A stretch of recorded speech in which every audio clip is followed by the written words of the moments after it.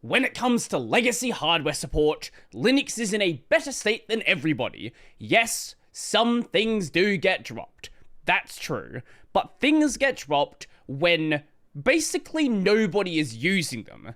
Let me know when you can run Windows 11 on a CPU from the 90s. Good luck! Linux, though, not every single distro, but if you want to go with something like a Debian, for example, yeah, you actually can do that, and not just mainstream architectures, just random things which don't have any use anymore. But legacy software support, on the other hand, well, that's a whole nother beast. Grabbing a really old version of a project, especially when the only distribution of it is in binary form, more often than not, it's just not gonna work. We've all seen this happen in random cases where dependencies have a mismatch, especially so if you go back and look at some older native Linux games that have not been updated. A lot of them simply do not work anymore. And the issues of software support on Linux lead to articles like this: the atrocious state of binary compatibility on Linux and how to address it. This is posted on JangaFX. Now, you may not have heard of them, but they're involved in a lot of major game studios, a lot of major publications, and their main thing is element simulation, like fire simulation, water simulation, terrain generation, and just, you know, making things seem more real in this media that is created. And for these tools, they actually do have native Linux distribution. If we go to here, we go to download, go to Embergen, right here. So this write-up isn't just by some random blogger who has no idea what they're talking about. Now, no shade on the random bloggers, I'm a random video guy, but this is a company that is actually shipping a product that wants it to be easier to ship their product on Linux. The Linux kernel itself has maintained relatively stable system calls, but everything built on top of it constantly changes in ways that break compatibility, making it incredibly frustrating to ship software that just works. If you're developing for Linux, you're not targeting a single platform, you're navigating an ecosystem that has evolved without much concern for binary compatibility. This is the landscape of the Linux distributions. All of them ship different things, some of them really old, some of them really new, some of them way too new, and trying to navigate that space is a mess. Some of us, coming from the game industry before moving into VFX, have dealt with this problem before. Shipping games on Linux has always been a nightmare, and the same issue persists regardless of the industry. This is exactly the reason that most game developers will never ship native Linux binaries, because it is so much easier to just target Windows and then let Wine do the rest of the work, or if you really care about Linux support as well, target Windows and also target Wine, which is mostly Windows, but some things are not fully implemented. Now, before the NixOS people come out and say, hi,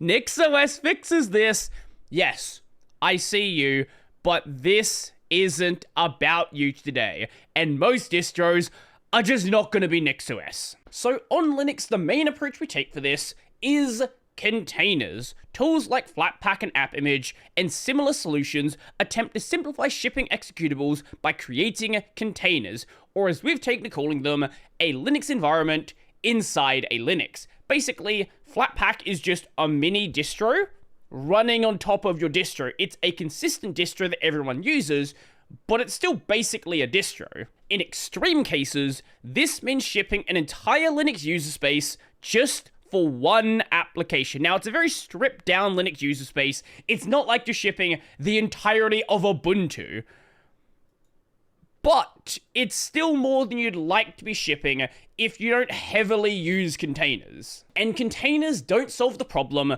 of interacting with the system. To access hardware-accelerated APIs like OpenGL, Vulkan, VDPAL, or CUDA, an application must dynamically link against the system's graphics driver libraries. Since these libraries exist outside the container and cannot be shipped with the application, various pass-through techniques have been developed to work around this, some of which introduce runtime overhead, shipping libraries. Because containerized applications are isolated from the system, they often feel isolated too. This creates consistency issues where the application may not recognize the user's name, home directory, system settings, desktop environment preferences, or even have proper access to the file system.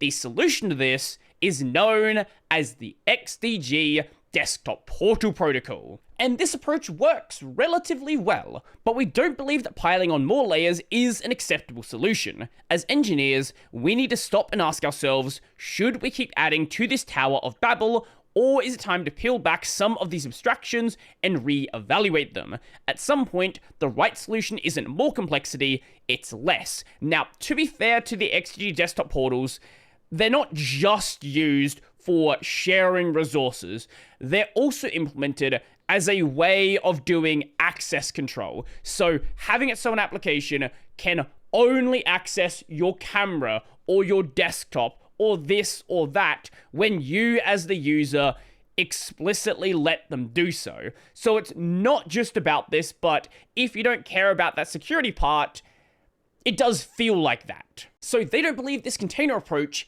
is the best way to go about this. Now, speaking more generally, when you compile your application, it links against the specific library versions present on the build machine.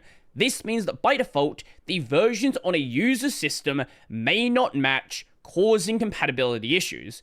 This is where the real problem begins. Short of shipping the exact machine used to deploy your application, which effectively is kind of like how Docker works, or how a container works, like a Flatpak, where you're building against the Flatpak environment, how do you ensure compatibility with the versions installed on a user's system? We believe there are two ways to solve this problem, and we've given them our own names. The replication approach. This means bundling all the libraries from the build machine and shipping them with your application. This is the philosophy behind Flatpak and AppImage. We do not use this approach at JangaFX. This is often just called bundling or vendoring. Relaxation approach. Instead of relying on specific or newer library versions, you link against versions that are so old they're almost guaranteed to be compatible everywhere. This minimizes the risk of incompatibility on a user's system. Now, this isn't going to work for everything, because you might rely on a library which has a feature that your application needs, but it's not in that older version. But this isn't the entirety of the approach. The second approach is particularly effective for system libraries and is the approach we use at JangaFX. So, system libraries. There are various libraries present on a Linux machine that cannot be shipped because they are system libraries. These are libraries tied to the system itself and cannot be provided in a container.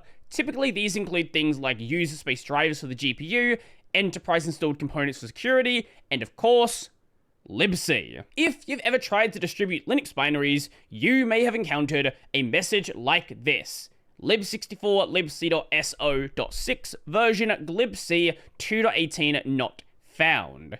So glibc is an example of a system library. This is the implementation of libc on Linux. For the most part, there are other ones, but this is the main one. This is the GNU one that most systems are using. And it cannot be bundled because it includes the dynamic linker itself.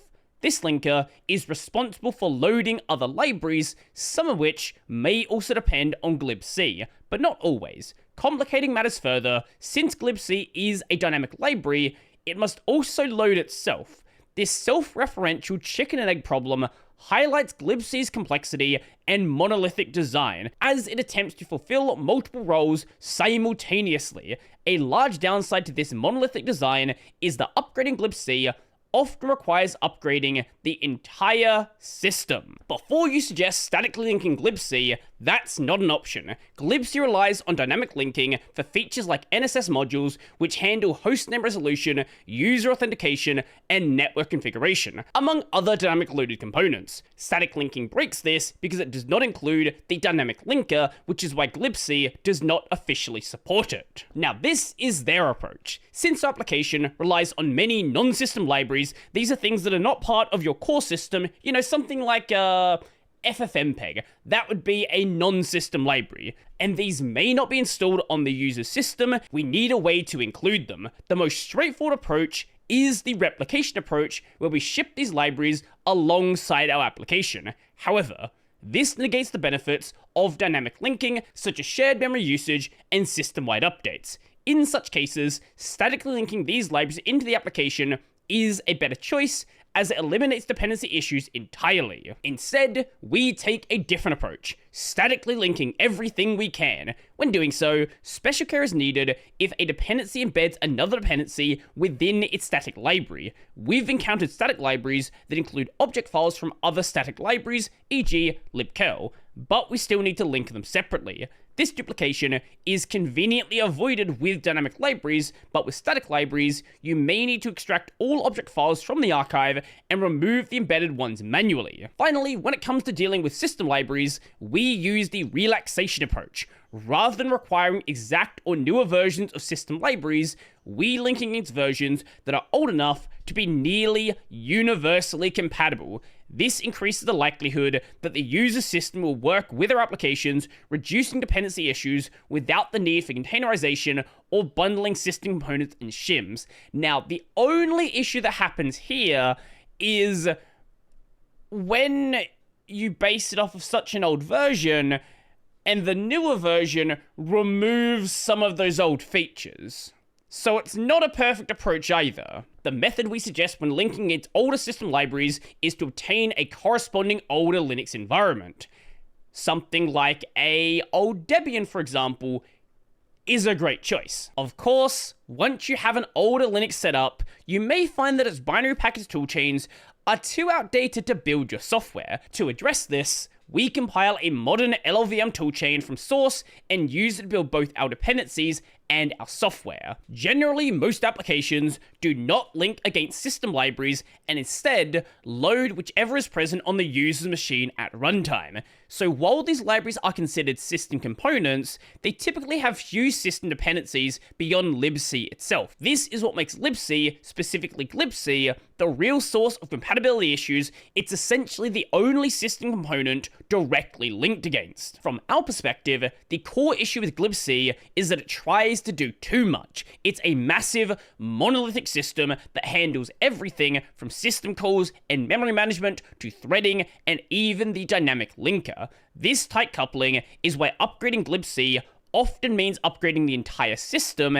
Everything is intertwined. If it were broken into smaller, more focused components, users could update only the parts that change rather than dragging their entire system along with it. More importantly, separating the dynamic linker from the C library itself would allow multiple versions of libc to coexist, eliminating a major source of compatibility issues. This is exactly how Windows handles it, which is one of the reasons Windows maintains such a strong binary compatibility. You can still run decades-old Windows software today because Microsoft doesn't force everything to be tied to a single ever-changing libc. Of course, it's not just as simple as splitting things apart. Glibc, because it is this big monolithic thing, has deep cross-cutting concerns. Things link into each other, everything is all tied together. For example, even if you manage to get two versions of glibc to coexist, returning allocated memory from one and attempting to free it in another would likely lead to serious issues. The heaps would be unaware of each other, potentially using different allocation strategies, causing unpredictable failures. To avoid this, even the heap would likely need to be separated into its own dedicated lib heap. We think a better approach would be breaking glibc into distinct libraries, something like this. libsyscall handles system calls and nothing else. This is provided as a static library only. libdl, dynamic linker, a standalone linker that loads shared libraries. libheap, the single heap shared by all below. libthread, deals with threading and TLS. And libc, links against libthread and thus libheap and libdl transitively, provided as both static and dynamic. When linking statically, it links libdl statically, and linking of libthread and libheap is always done dynamically through the included libdl if linked statically, or through libdl program loader if linked dynamically. These libraries would be aware of each other and allow multiple versions to coexist in the same address space. That way we don't end up with this brittle mess where upgrading glibc can break everything. This architecture is quite similar to Windows, where the equivalent of libsyscall, libdl, libheap, and libthread are all bundled within a single kernel32.dll. This DLL is pre-mapped and automatically loaded into the address space of every executable on Windows. This would of course be a lot of work in redesigning glibc. So why is it built the way it is built? Of course, there's all the historical reasons, but setting that aside, this problem quickly becomes difficult the moment you start writing any code using libc. Here is a trivial example of the issues that arise when trying to support multiple versions of libc. Suppose you have a dynamic library that contains the following C code. Very simple line. Basically, you're just opening a file in read mode. That's pretty much it. And your application links against this library and calls open thing. Your application would be responsible for calling fclose on the returned file pointer. If your code links against a different version of libc from the version the library links against, then it would be calling the wrong implementation of fclose. Suppose, though, that libc was written in such a way that the file pointer returned always required a version field or a pointer to a vtable containing the implementation of fclose and other functions, and every version of libc agreed on this so that it could always call the correct one across this ABI boundary. This would solve this compatibility issue.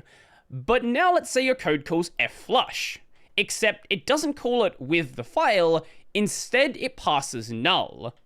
If you're not familiar with C's fflush function, passing null to it requires flushing all open files.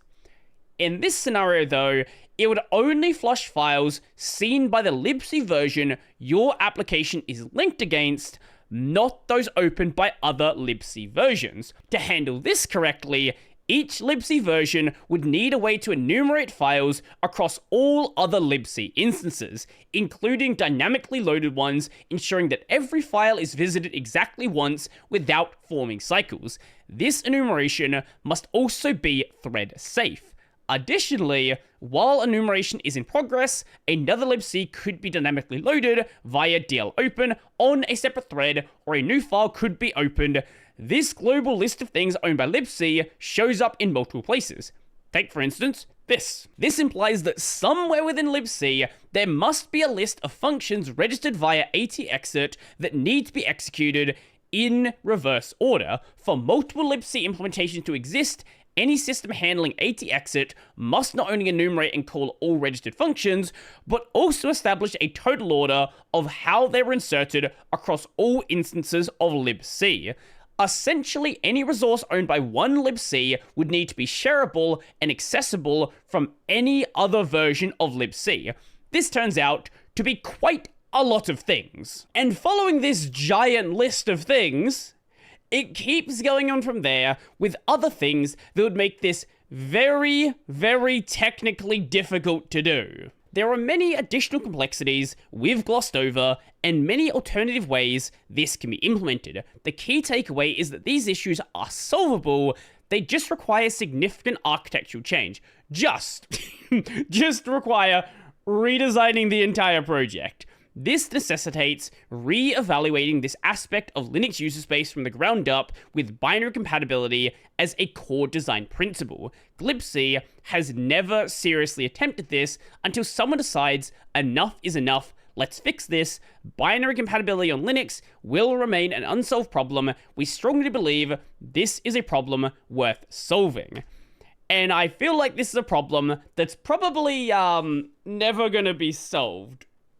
Because whilst, yes, it would be valuable, at the same time, the amount of work this would take, and the limited resources that are here. Basically, it would take a re-implementation of glibc to make it happen. I don't ever see glibc being redesigned from the ground up to do this. And then you'd actually need to convince distros that there's any reason to make use of this solution instead, which, well, that's a whole nother problem.